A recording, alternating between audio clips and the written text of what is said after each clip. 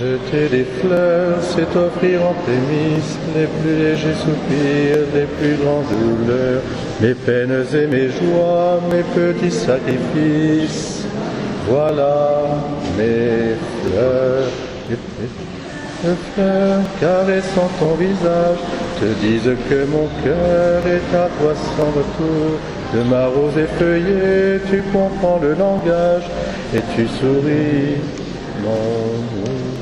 Jeter des fleurs, redire tes louanges, voilà mon seul plaisir en la vallée des pleurs. Au ciel j'irai bientôt avec les petits anges, jeter des fleurs.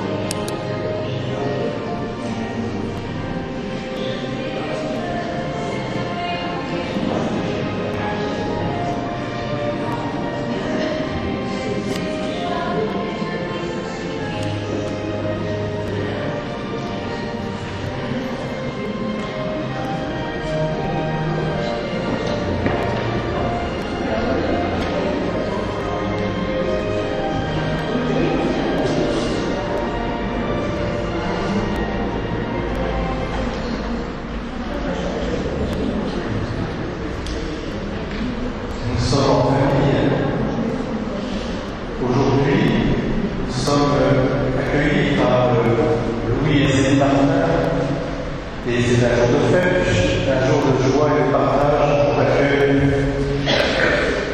Commençons d'abord par regarder la chasse des reliques des bienheureux Louis et Zélie Martin. De chaque côté, sur les faces extérieures, vous avez le portrait et de Louis et de Zélie, avec leur date de naissance et leur date de naissance au ciel. Zélie Guérin, 1831, 1877. À côté de Zélie, il y a une petite fille, évidemment, avec ce portrait de la petite Thérèse enfant.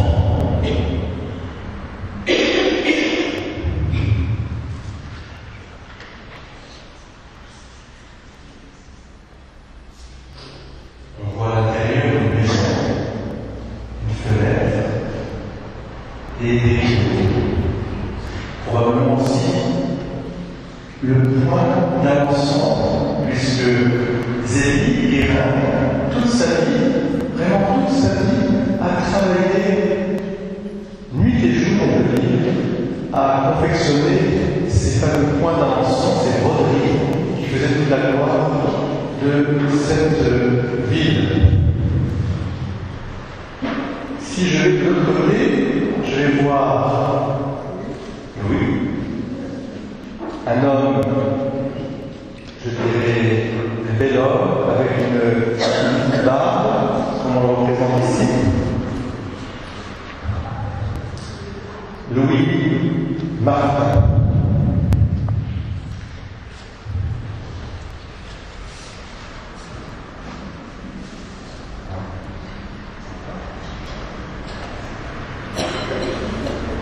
Alors, qu'est-ce que je vois là aussi?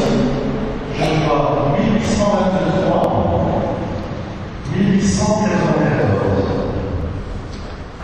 Déjà, une invitation, ce couple béni sera séparé pendant pratiquement une vingtaine d'années avant qu'ils soient réunis de nouveau au ciel. Ils vivront dans une communion particulière, mais intense. À côté de Louis, il y a aussi sa petite Thérèse, qu'il appelait, voilà, ma petite reine, exactement, Christiane. Et puis, vous avez le métier de Louis, il était horloger. Et il y a donc des montres, et des horloges, et on voit des petites horloges qu'il a fabriquées aussi. Devant, alors là, nous avons des scènes de la famille Martin. D'abord, nous avons la Vierge Marie, la Notre-Dame au sourire, qui avait tellement d'importance dans la famille Martin que Zélie disait qu'on pourrait lui enlever tout ce qu'elle avait dans sa maison, elle garderait cette statue. Notre-Dame au sourire. Et c'est, vous savez, que cette Vierge dans laquelle il priait tous les jours, qui s'est, comme on va se dire, animée pour guérir la petite Thérèse qui souffrait de martyre dans son enfance, qui a bien pu mourir. Et c'est la Vierge au sourire qui lui a fait un sourire pour lui dire, voilà, pour lui donner la guérison. Et nous avons une scène de famille où le père de famille et la mère de famille entourés de ses enfants prient le chapelet. Chaque jour, le chapelet récité et les prières. Ensuite, vous savez, la vie de Louise et Martin sera parsemée à la fois de joie et de deuil. Mais les deuils sont toujours orientés, tournés vers la joie du ciel. D'abord, sur leurs 9 enfants, on a entendu tomber 4. Seuls ceux qui ont perdu des enfants peuvent comprendre à la fois la douleur inexprimable et en même temps vécu dans la foi aussi ce sentiment d'une préparation comme des sentinelles du ciel. D'ailleurs, Louise et Martin considéreront toujours leurs 4 enfants comme des élus du ciel, des anges qui veillent sur la famille. Alors nous les voyons d'ailleurs avec ces enfants qui sont figurés comme tout petits dans les bras, s'accrochant au pied du manteau de Louis, dans les bras de Zélie. Et puis, bien sûr, il y a les 5 héroïnes aussi de leur famille, leurs 5 princesses qui s'épouseront tour à tour le roi du ciel, qui rentreront 4 au Carmel, et la dernière, si je ne m'abuse, à la visitation. Léonie, on parle vraiment beaucoup en ce moment de sa béatification, de sa cause. On verra, c'est une jeune fille qui a eu énormément de difficultés et qui est très méritante dans ses difficultés et qui est un exemple pour nous aussi, qui passons par aussi des difficultés dans nos vies. Et puis, vous avez un épisode douloureux. Une fois que Louis aura donné non seulement son épouse, ses enfants, tous ses enfants au bon Dieu, lui-même se préparera à la rencontre dernière dans une nuit de foi, on peut dire, en acceptant de plonger lui-même dans la maladie qu'on pourrait appeler aujourd'hui certainement la maladie d'Alzheimer, qu'il a atteint et qui a fait qu'il a fallu même l'enfermer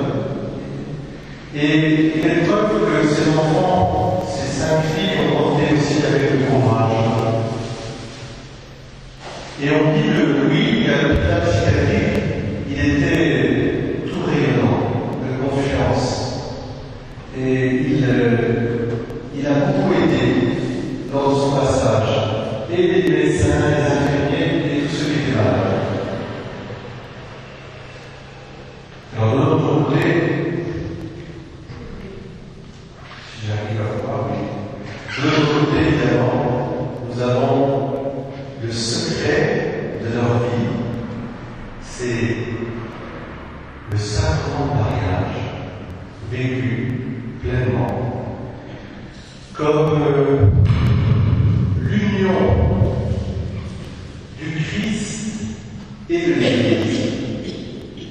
Louise et Martin ont compris qu'en s'unissant l'un à l'autre, ils prolongeaient comme une sorte de sacrement, c'est-à-dire qui rend visible la grâce même de la rédemption sur le monde acquise par Jésus. Sur la croix, en laissant son cœur ouvert, et puis toute la vie avec l'Église qui s'est répandue. Et donc ils ont vraiment vécu d'une manière, je dirais, profonde, renouvelée, cette grâce du sacrement de mariage, comme ni plus ni moins une participation au mystère de l'Église.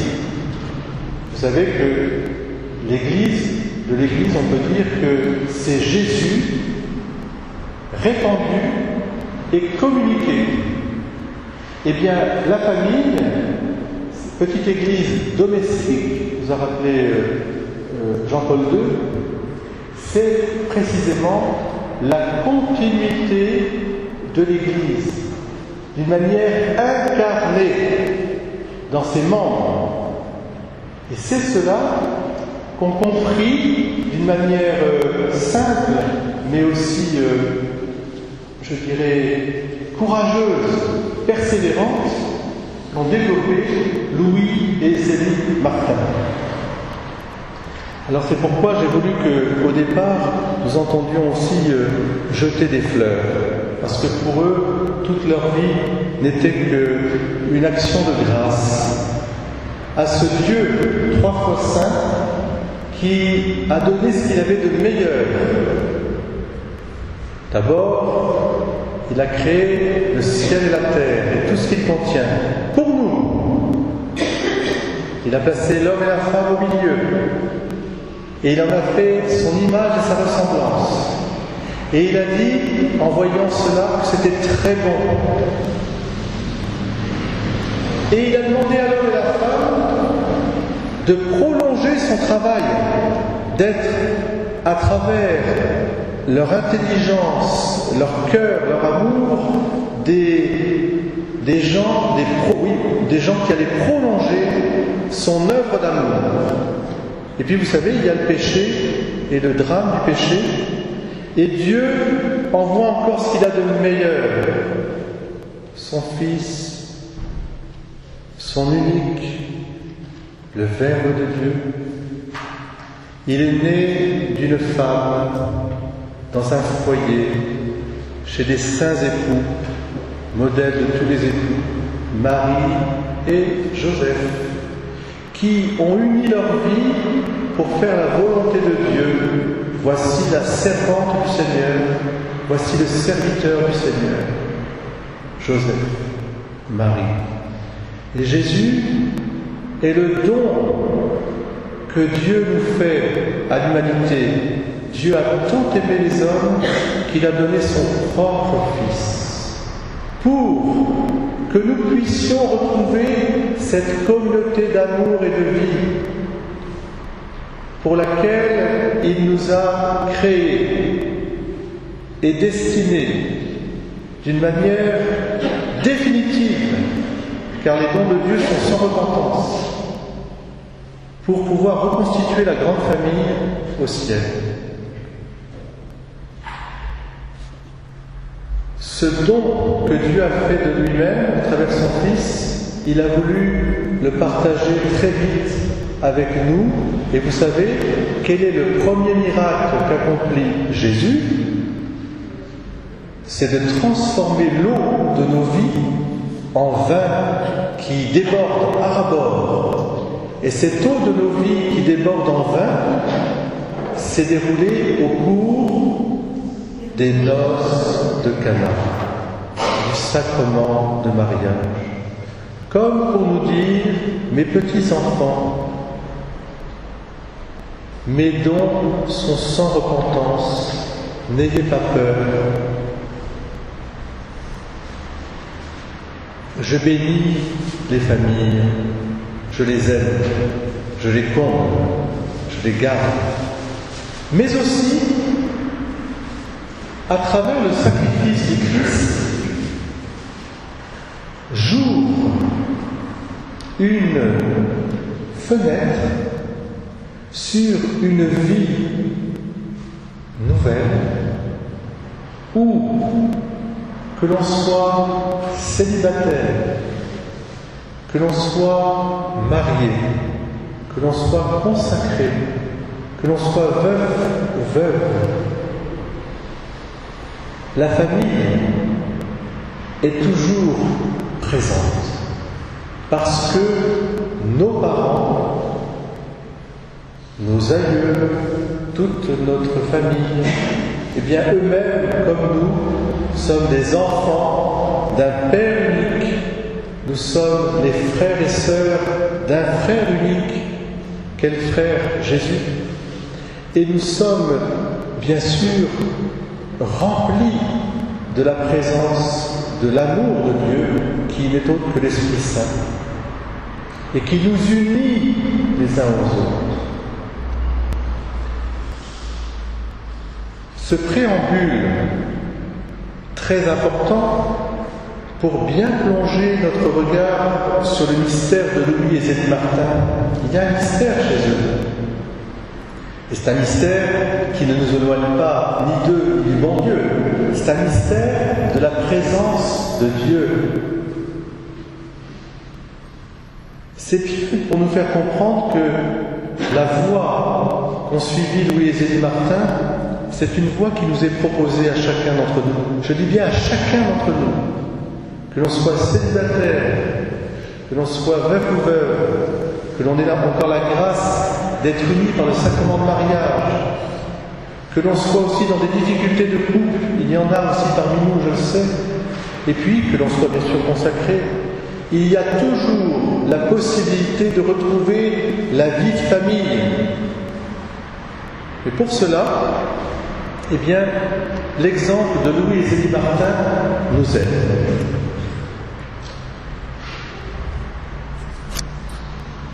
Alors la première chose, c'est que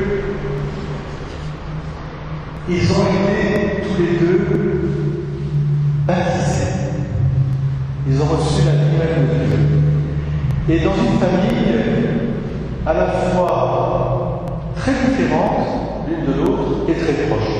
Très différente comme nous tous, parce que élevés dans des conditions, je dirais, héréditaires, avec des tempéraments différents. Louis a une figure beaucoup plus confiante, de nature, d'une famille de militaires, vouée à la France, mais élevée d'une manière heureuse et confiante.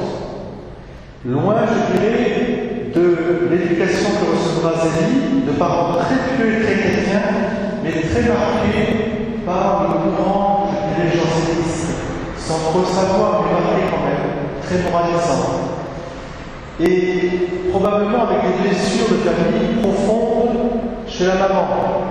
Parce que nous savons que Zélie fera cette confidence assez dure sur sa mère, que jamais elle ne lui a dit qu'elle l'aimait. Ce qui est évidemment, pour beaucoup d'entre nous, je l'espère, étonnant. Mais ça peut arriver. Et ce qui laissera chez Zélie ce sentiment, au plus profond d'elle-même, qu'elle est, pour ainsi dire, ratée. Parce qu'on ne lui a jamais donné confiance. Elle n'avait pas confiance en elle. Elle se décriait elle-même. Elle était... Voilà, elle n'avait pas cette confiance. Mais elle est très chrétiennement, avec un grand sens de la présence de Dieu. Tellement un sens de cette présence de Dieu chez Louis et chez Zélie, que l'un et l'autre, comme je pense nous tous un jour, se sont posés vraiment la question profonde de leur existence. Qu'est-ce que je fais ici-bas? D'où je viens? Où je vais? Et qu'est-ce que la volonté de Dieu sur moi? Que veut Dieu pour moi? Alors vous savez, bon, on a différents étapes dans notre âge. Je pense que chez le préadolescent, la préadolescente, il y a un moment, cette prise de conscience d'une vocation. À quoi suis-je fait? Cette prise de conscience va se développer aussi à travers les retraites. Et nous savons que Louis et Zélie, élevés très chrétiennement dans des pensionnats religieux, ont eu la chance, quand ils étaient jeunes, et quand surtout ils sont arrivés à l'âge de la fin de leurs études, au moment de la terminale, de faire ce qu'on appelle une retraite de discernement. Et au fond de leur cœur, ils se sentaient appelés. C'est très curieux. Appelés à donner toute leur vie à Dieu. Est-ce que c'est curieux? Non, finalement non. Parce que je pense que si je vous regarde tous, chacune et chacun, je suis sûr que vous me direz, Père, nous aussi, on se sent au plus profond de nous appelés à Dieu. C'est-à-dire, on se sent aimé de Dieu. Et devant l'amour de Dieu qui se répand dans nos cœurs, on a envie de vivre avec Dieu. Que ce soit, je pense à celles qui ont été baptisées il n'y a pas longtemps, je suis sûr qu'elles me diraient on a envie de vivre que pour Dieu. Tellement Dieu nous a aimés. Que ce soit aussi nos malades qui ont été visités, que ce soit bien sûr de bons parents, ils se sentent aimés de Dieu. Ce désir de la vie religieuse, profondément ancré chez Louis et Zélie, sera qu'ils tenteront, entre guillemets, ils essaieront beaucoup un peu, ils essaieront de rentrer, l'une dans un couvent, l'autre chez des religieux, et en fait, à chaque fois, eh bien, ils essuieront un refus providentiel. La supérieure dira à Zélie, non. Vous n'êtes pas fait pour la vie religieuse. Et puis, Louis, pareil aussi, il aurait aimé rentrer dans un monastère, et puis c'est pareil, on lui dira non, vous n'êtes pas fait pour cette vie-là. Et ils garderont tout au fond de leur cœur ce désir de la vie du ciel. Et pourquoi je vous dis ça? Parce qu'il me semble que c'est très important, ça nous aide à comprendre l'évangile où Jésus nous dit certains sont tenus de naissance, certains le sont pour le royaume des cieux, que celui qui a des oreilles pour entendre, entendre. Et alors ça donne l'impression que finalement le Seigneur fait l'éloge uniquement de ceux qui peuvent vivre continent ou en tout cas sans se marier. C'est pas ça qu'il dit. Ce qu'il veut nous montrer, c'est qu'à travers nos états de vie différents, célibataires, mariés, veufs ou veuves, bien sûr consacrés, nous devons vivre déjà dans la perspective du royaume des cieux, avec ce désir du ciel. Ce sera le grand leitmotiv de la vie de Louis et Martin. Tous qu'ils vont vivre ensemble, séparément, individuellement, ou ensuite dans le mariage, avec leurs enfants, ce sera pour aller vers le ciel. Comme on disait autrefois, mais c'est toujours vrai, nous sommes sur un chemin. Nous en connaissons le but, nous en connaissons les moyens. Et nous essayons de tout ordonner pour atteindre celui qui va saisir. Donc, il n'y a pas un état de vie qui ne soit pas orienté vers le ciel. Bonne nouvelle, n'est-ce pas? C'est pour ça que l'Église aujourd'hui béatifie Louis et Martin comme couple, non pas simplement comme des êtres particuliers qui auraient eu des grâces tout à fait surhumantes, mais dans leur vie d'époux, ils ont compris eux-mêmes, avec beaucoup d'obscurité au départ, que la sainteté leur était possible dans le mariage. Oui, parce qu'au moment où ils se sont mariés, le 13 juillet 1800, il faut que je retrouve mes dates, 1858, je ne sais pas si vous pouvez faire le rapprochement entre juillet, Fatima, c'est toujours les 13, et 1858, c'est la proclamation, plutôt, ce sont les apparitions de Notre-Dame de Lourdes, qui viennent confirmer 4 ans après, 1854, la proclamation de l'Immaculée Conception. Lorsqu'ils se marient le 13 juillet 1858, ils ont un tel désir de sainteté qu'ils décident d'un commun accord de ne pas s'unir en fait, physiquement, parce que pour eux, ils ne voient pas comment ça pourrait être compatible avec leur vie de sainteté. Et avec beaucoup de sagesse, beaucoup de patience, d'amour, aidés par un professeur qui va les aider beaucoup à prendre conscience, ils vont découvrir petit à petit le bon Dieu à travers la vie qu'ils vont donner, en fait d'eux les procréateurs pour le ciel, toujours au but du ciel. Et les élites, elles-mêmes, avaient un peu peur au départ, dira, eh bien, je sais que maintenant, mes enfants, c'est tout pour moi. C'est le bonheur que Dieu m'a donné pour pouvoir lui redonner. Elle prendra conscience en tant que maman et en tant qu'épouse, comme lui, qu'ils ont reçu des cadeaux du ciel qui sont leurs enfants pour les conduire vers le ciel, les redonner à Dieu. Et ça, cette certitude de la possibilité de se sanctifier dans leur vie d'époux et d'épouse, de parents, c'est, je dirais, le secret de cette vive flamme d'amour, ce désir immense qui traverse leur vie. Ce sont des hommes et des femmes, c'est un homme et une femme de désir. Ils ont un très grand désir en eux. Et qui les maintiennent à la fois dans le sérieux d'une vie où ils voient chaque action la présence de Dieu, et en même temps dans une jeunesse tout à fait étonnante. Ce ne sont pas des gens repliés sur eux, ce sont des gens qui au contraire sont ouverts sur le monde, dans ce qu'il a de relations vraies avec les gens, pas la mondanité, mais bien sûr la nature, les fêtes, les anniversaires, les vacances.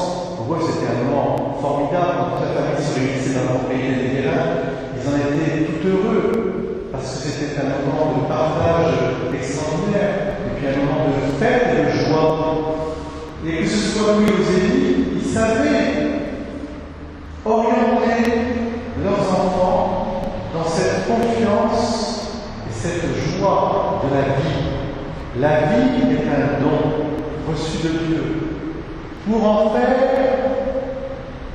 eh bien, au fond, jeter des fleurs, comme a dit la petite Thérèse, qui nous a chanté ça. Jeter des fleurs, c'est offrir en délice et léger soupir, les plus grandes douleurs, les peines et les joies que le sacrifice voilà des fleurs. Les pétales de fleurs caressant mon visage te disent que mon cœur est croissant autour, de ma rose effeuillée, tu comprends le langage, tu souris à mon amour. Jeter des fleurs avec des louanges, voilà mon seul désir pour cette vallée de l'âme. Au ciel, j'irai bientôt avec les anges. Nous allons écouter maintenant un deuxième chant, c'est les fiancés. Voilà. La fiancée. Je suis la fiancée de celui que les anges célèbrent ensemble toute l'éternité.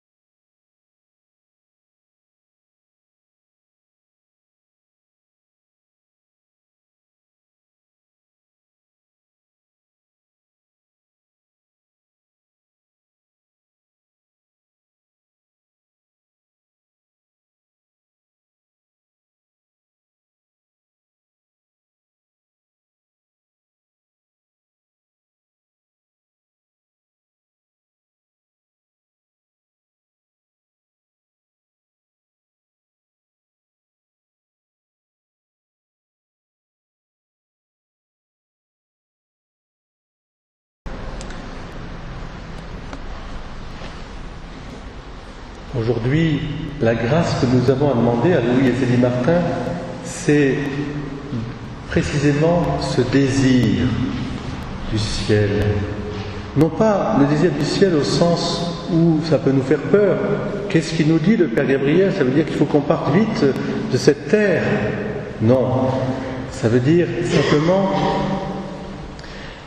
avoir l'amour de Dieu au plus profond de notre cœur, comme une lampe allumée qui brille chaque instant de notre vie.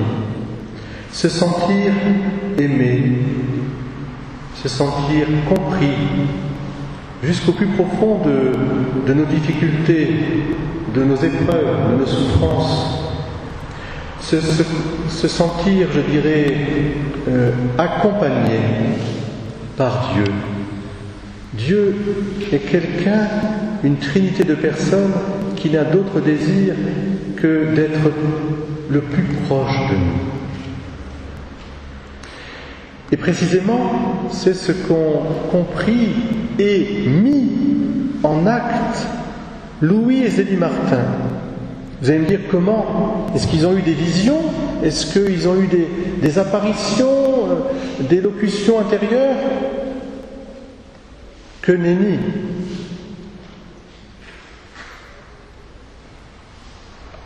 Puisqu'ils ont compris que le mariage était le prolongement humain, incarné de l'union de l'Église, du Christ et de l'Église. Ils ont décidé, comme nous devons le faire, et comme nous le faisons en paroisse bien sûr, mais aussi dans votre petite église domestique, de vivre avec les moyens mêmes de l'Église.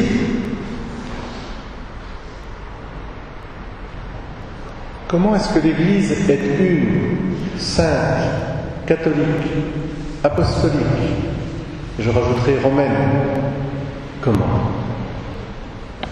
Elle n'est pas par les mérites de ses membres, du pape jusqu'au plus petit de ses enfants. Ça non. Elle l'est par la sainteté même qui coule depuis le cœur de Jésus jusque dans son propre cœur, à elle, l'Église. Alors cette sainteté, les parents Martin l'ont cueillie chaque jour. À leur époque, ils avaient une chance extraordinaire.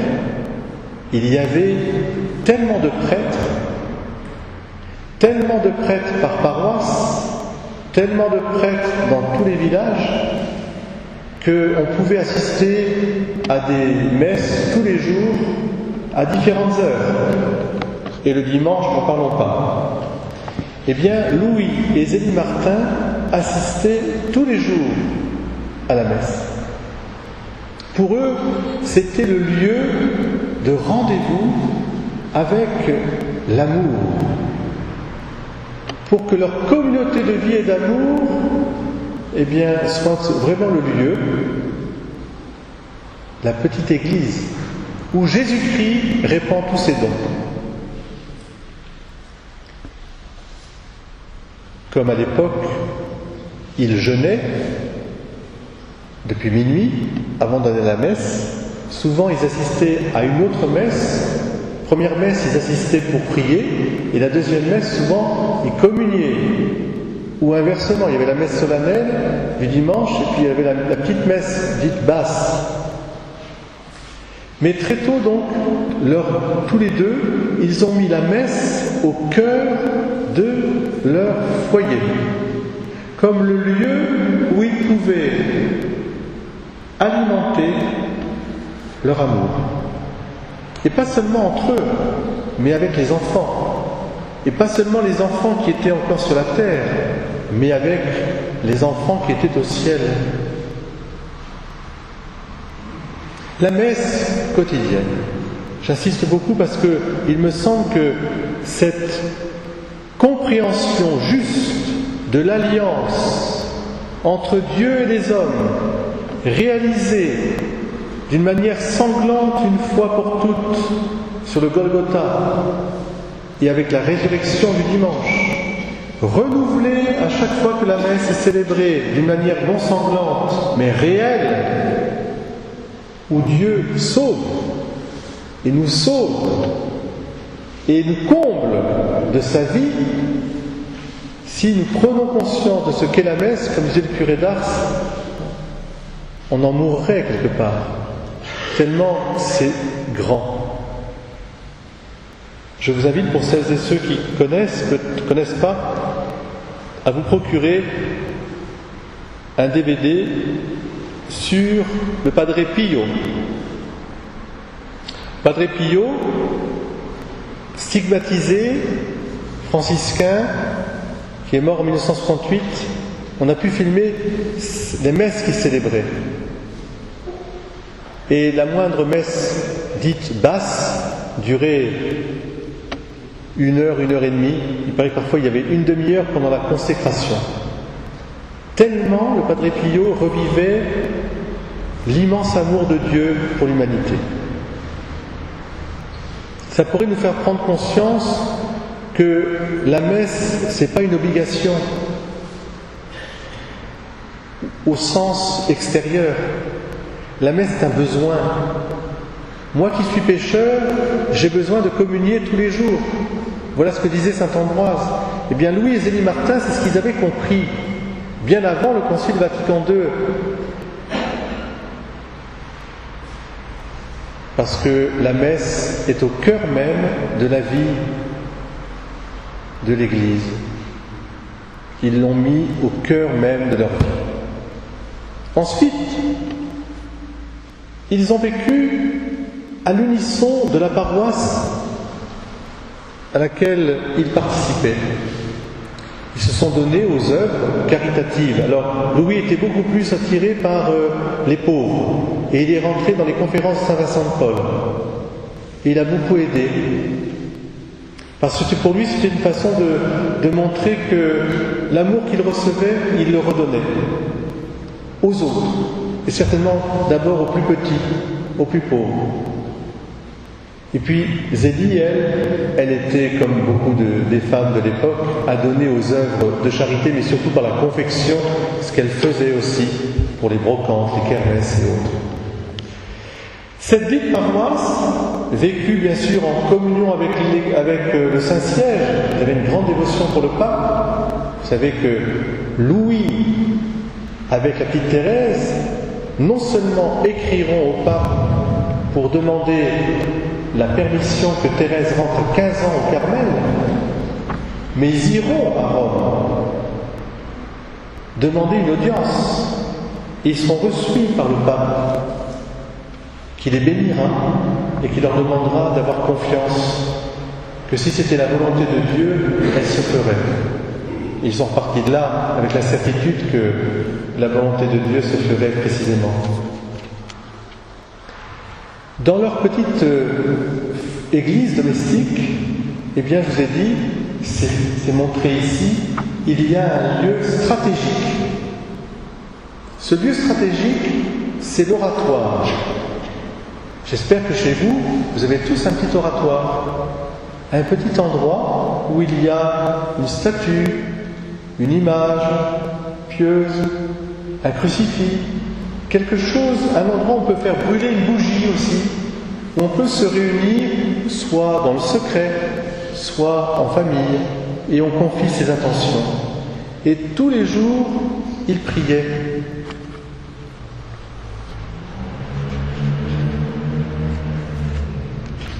Je vais vous dire quelque chose.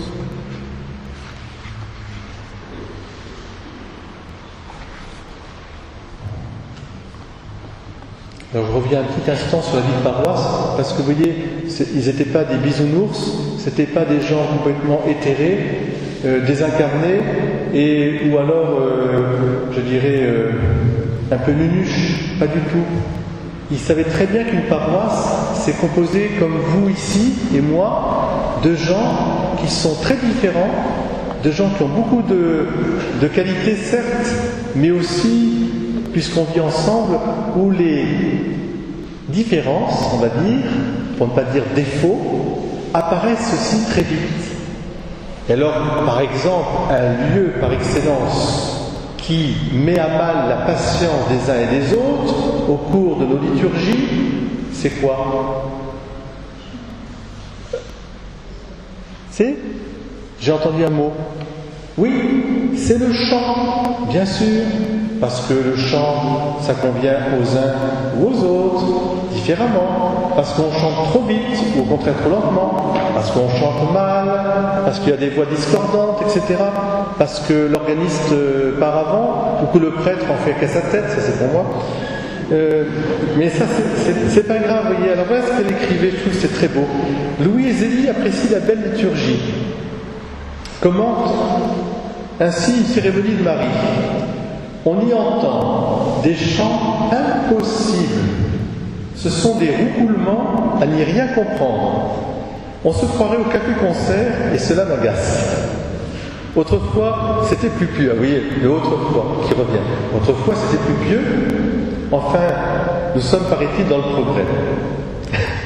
Alors j'aime bien que c'est Zélie qui écrit ça, ça montre qu'elle est restée elle-même, vous voyez, avec ses petites aspérités, ses petites sauts d'humeur, mais que tout ça elle l'offre, elle reste dans la paroisse, elle ne s'en va pas. Qu'est-ce que vous voulez? C'est la vie de tous les jours. Alors, autre aspect de leur vie domestique, justement, c'est cette vie de prière à laquelle ils vont initier leurs enfants.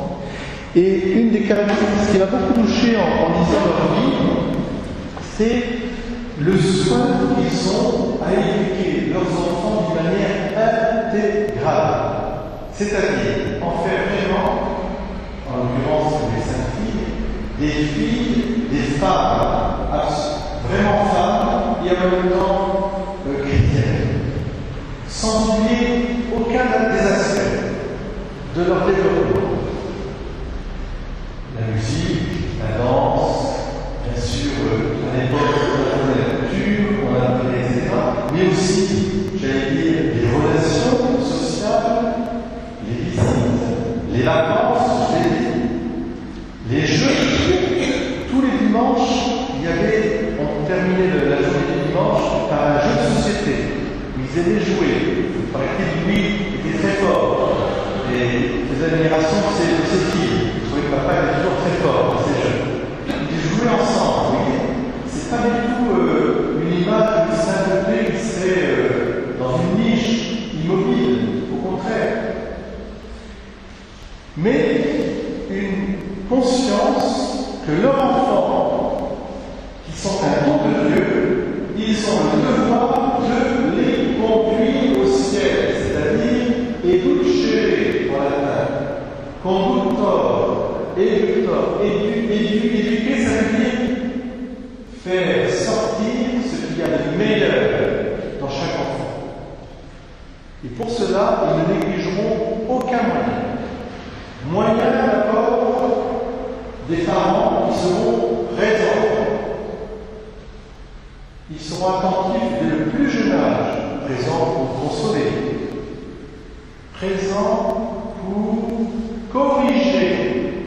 Quand Zélie et Louis, à l'unisson, toujours, et c'est surtout Zélie, verra que chez ses filles, il y a des racines, plus que des racines, des expressions capricieuses. Ils ne passeront pas, non pas parce qu'ils sont sévères, mais parce qu'ils ont conscience qu'un enfant, il faut lui prendre la main pour le conduire. Ceux qui nous parlent de facilité, de liberté, je dirais sans contrôle, cela nous trompe. Ce n'est pas vrai. Nous savons, on a été enfants aussi.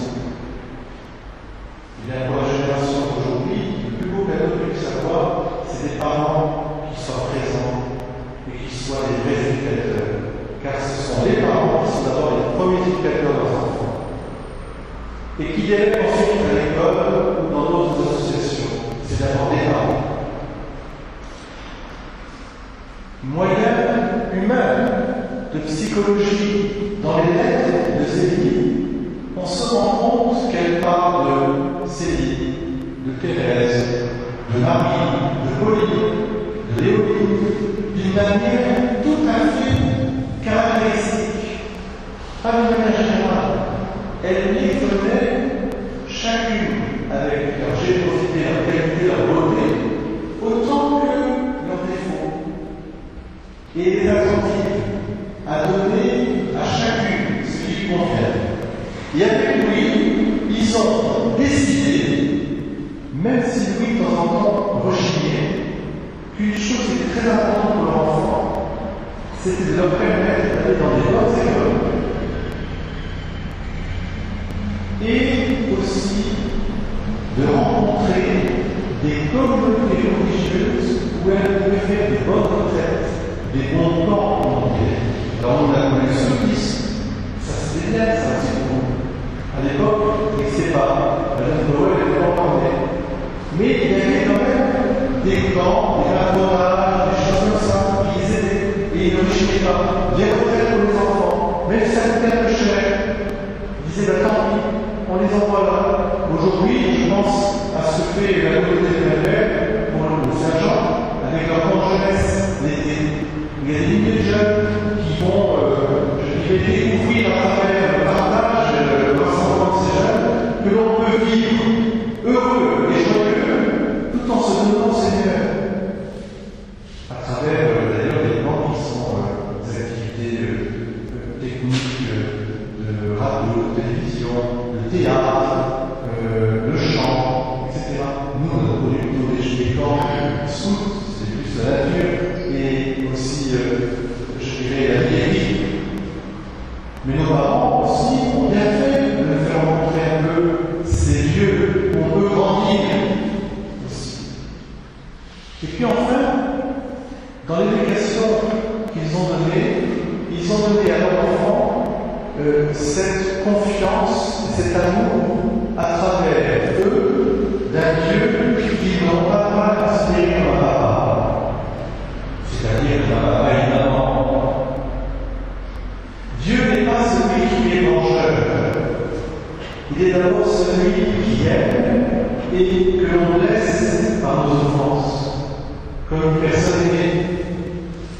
C'est le Père de la famille qui attend.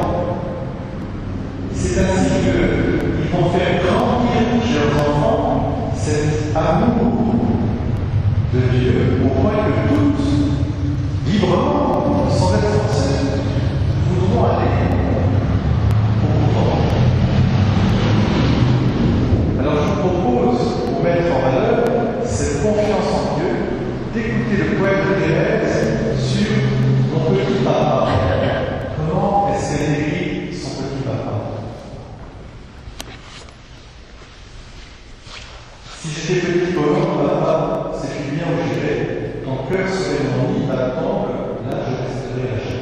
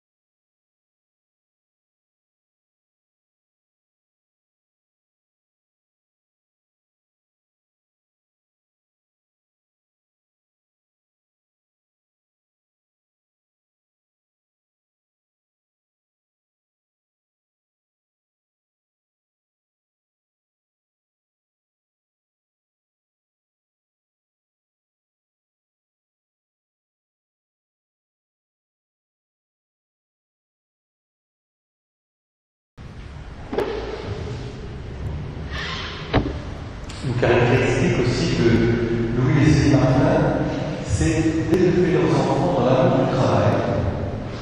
Un travail accompli avec régularité, avec même au-delà des forces aussi, puisqu'on sait que Zélie se levait à 4 heures du matin pour faire ces fameux points d'attention à la commande. Et que aussi on sait que Louis renoncera à son métier d'horlogerie, il vendra son entreprise pour aider justement Zélie à continuer son métier. C'est le temps aussi maintenant d'aborder, c'est la fin de cette conférence, d'aborder le temps des épreuves, parce que vous savez bien que toute vie ici, personne n'échappe à la croix. Cette croix, les Martins l'ont connue dans leur vie de couple très vite avec les enfants qu'ils ont perdus, mais qu'ils ont d'ailleurs porté comme, je dirais, avec un abandon qui peut nous sembler trop dur pour nous, mais au fond, je pense que c'est la vraie voie de sagesse. Zélie a dit, le bon Dieu ne pas demander la permission de me reprendre les enfants. C'est lui qui les a donnés. Il a voulu les anges près de lui, que sa volonté soit bénie. Et ils ont gardé au fond de leur cœur cette orientation du ciel avec ses sentinelles brillées. Dans ma famille, moi aussi, mes parents perdent 3 enfants sans bas âge.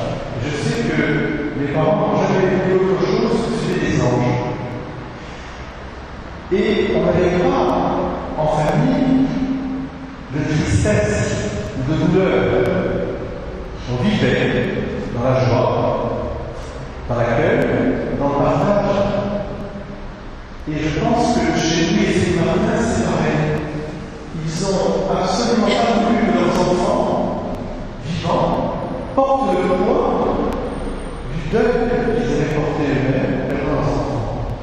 Ils ont voulu les orienter sans leur cacher que leur frère et sœur étaient décédés, mais ils ont voulu leur dire, voyez, il veille sur vous.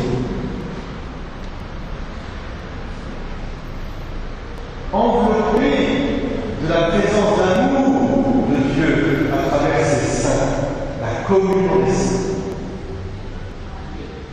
Le temps de l'épreuve s'est abattu sur la famille Martin au moment où Zélie a été touché par la maladie, un cancer du sein. Et à l'époque, vous savez qu'on n'avait pas les moyens de détecter, bien sûr, et de soigner encore moins, on faisait son poulet. Et elle est allée à Lourdes. Elle est allée demander sa guérison. Elle a fait ce qu'elle pouvait faire aussi pour guérir. Elle a accepté aussi que la médecine la soigne, enfin, ce n'est pas de condition. Et 2 choses m'ont frappé en lisant les lettres qu'elle a adressées à sa famille, à son frère, Victor, à sa famille Guérin, je pense aussi à ses enfants. Première chose, c'est que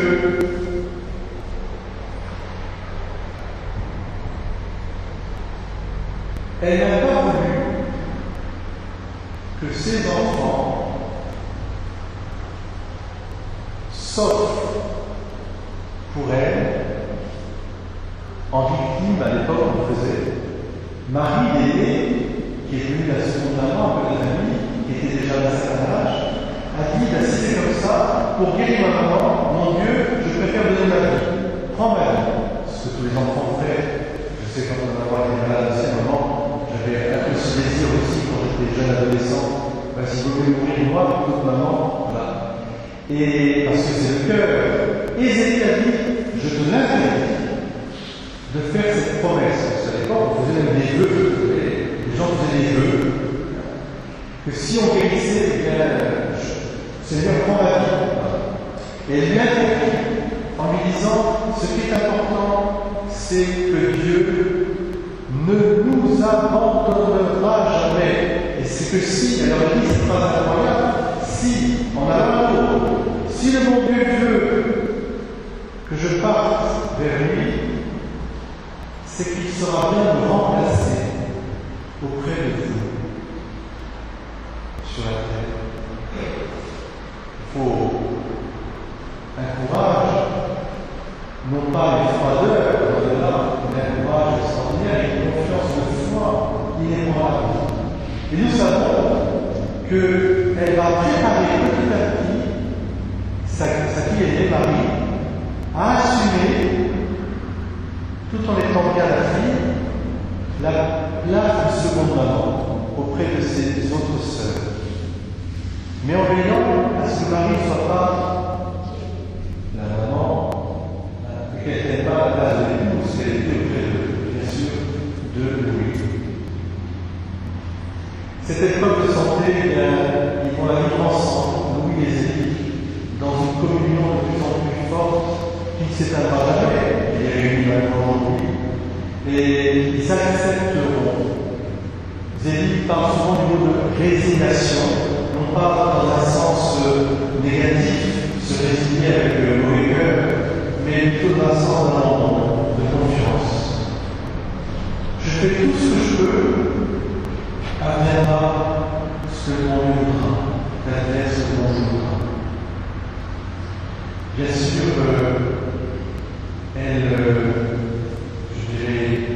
elle se prépare à son passage. Elle a tout à fait conscience qu'elle va partir. Et elle demande de recevoir 50 malades le 25 août, entourée des enfants pour la Saint-Louis, dans la maison de vacances où elle était. Et puis elle meurt pieusement et simplement, en pleine conscience, le 27 28. Évidemment, la douleur est immense, et pour lui, et pour ses filles. Mais elle leur avait laissé comme consigne de reprendre la vie, le courage. Il ne faut pas nous décourager. La vie continue. Organiser la vie. Je serai là. Alors, elle a dit déjà cette phrase que le Père se redira à l'envie. C'est qu'au ciel, ceux qui sont au ciel font encore plus de travail pour nous que quand ils sont sur la terre. Ça me paraît étonnant quand même de penser à Saint-Antoine de Padoue. Qu'est-ce qu'il travaille pour nous, Saint-Antoine? On n'a qu'à penser aussi à nos anges chrétiens. Et la petite Thérèse, avec ses roses, ses pétales de roses, elle ne cesse de répandre ses grâces à ceux qui lui demandent. Et Louis et Zélie Martin, je peux vous le dire, déjà il y a plusieurs miracles. Ils sont extrêmement puissants dans le monde entier. On les prie depuis qu'ils ont été béatifiés. Il y a des grâces tout à fait exceptionnelles qui sont données. Alors, surtout ayez confiance et venez apporter toutes vos demandes avec foi et simplicité. Cette épreuve terrible de voir la maman qui s'arrête, le cœur du foyer, qui vont la vivre ensemble comme un rapprochement du ciel et surtout comme l'occasion de se réunir encore plus fortement autour du papa et dans la continuité du chemin que Zélie leur avait montré. Ça ne les rendra pas du tout ni dur, ni bien sûr rancunier ou je dirais révolté, mais ça va les unir encore plus. L'autre épreuve familiale qui vont toucher lui et Zélie Martin, c'est une épreuve dans le temps de grâce, c'est de voir que toutes leurs filles vont rentrer au couvent. Je ne sais pas si vous imaginez ce que je leur dire. Peut-être un peu quand même. Moi, quand je suis rentré au monastère, ma mère m'avait dit un fils, ça va, on était 4 garçons. Mais mes filles, jamais on a vu qu'elles rentrent au couvent. J'ai dit, il n'y a pas de danger, vraiment, vu le caractère des sœurs, personne n'en avait vu. Mais, enfin, elles sont mariées. Mais je pense que le caractère, justement, d'une mère qui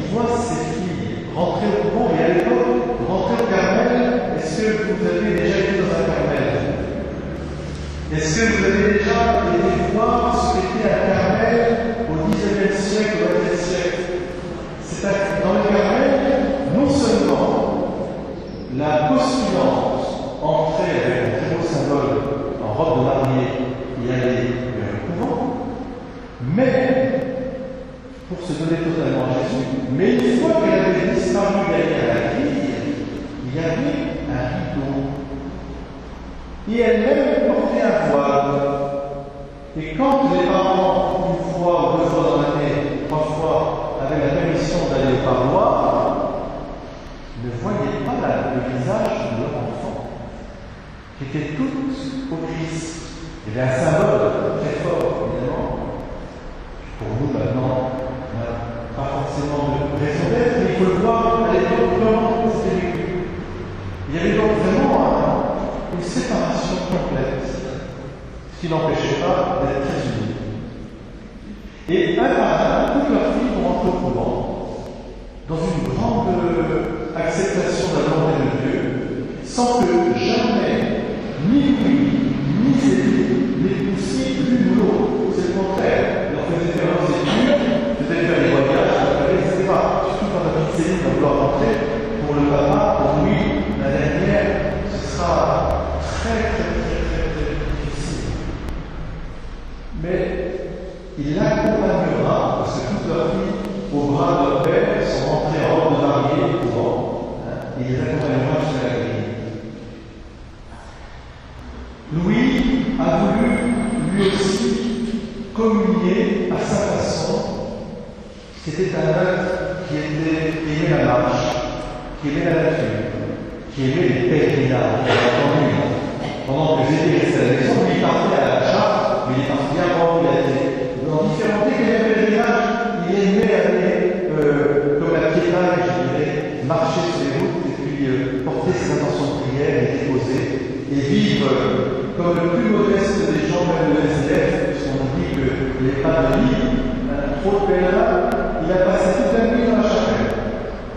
Eh bien, Louis va subir cette épreuve qui est très dure pour en être aussi libre que son ennemi, j'en sais quelque chose, c'est qu'il sera frappé par une maladie dont l'Alzheimer, mais qui a aussi, peut-être aussi un Parkinson, on ne sait pas trop, en tout cas, il va avoir une paralysie aussi des jambes. Et puis ensuite, il va tomber petit à petit dans la nuit, perdre la raison, plus ou moins, la raison. Il avait des moments de lucidité et puis des moments de raison. Alors il s'est enfui, il partait, on faisait le rattraper. Et donc il a fallu qu'on le mette en hôpital psychiatrique. Et il s'est toujours laissé faire. Voyons là un chemin aussi, une voie ouverte de sainteté. Et je termine là-dessus, ça me rappelle le pape Jean-Paul II, le pape Jean-Paul II, qui lui aussi, vous savez, est mort au bout de son pontificat, avec un Parkinson terrible. Et il avait écrit une prière pour nous et pour lui. Une prière dans laquelle il dit « Je ne sais pas si je serai confronté ou non à la maladie d'Alzheimer ou à une autre forme de dégénérescence. Mais Seigneur, je veux par avance te dire ma confiance. Sur ce chemin obscur où, semble-t-il, je n'aurai plus la raison, je veux par avance t'offrir ces instants en communion avec toutes celles et ceux qui vivent ces souffrances, celles qui les portent, parce que l'entourage c'est très difficile, et celles aussi qui les vivent, qui vivent ces moments. Je veux t'offrir par avance, parce que je te fais confiance. Voilà que cette vie, évidemment, ils sont morts.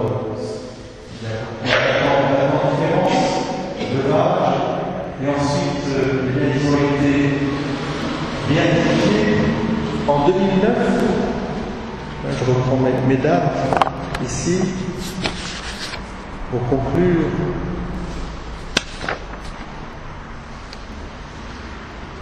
Le 19 octobre 2008 à Lisieux. Et leur fête est fixée le 12 juillet.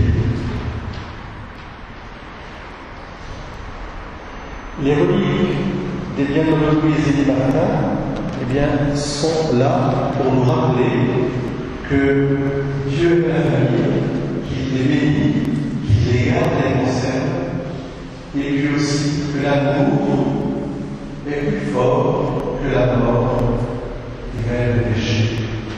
En grâce à Dieu.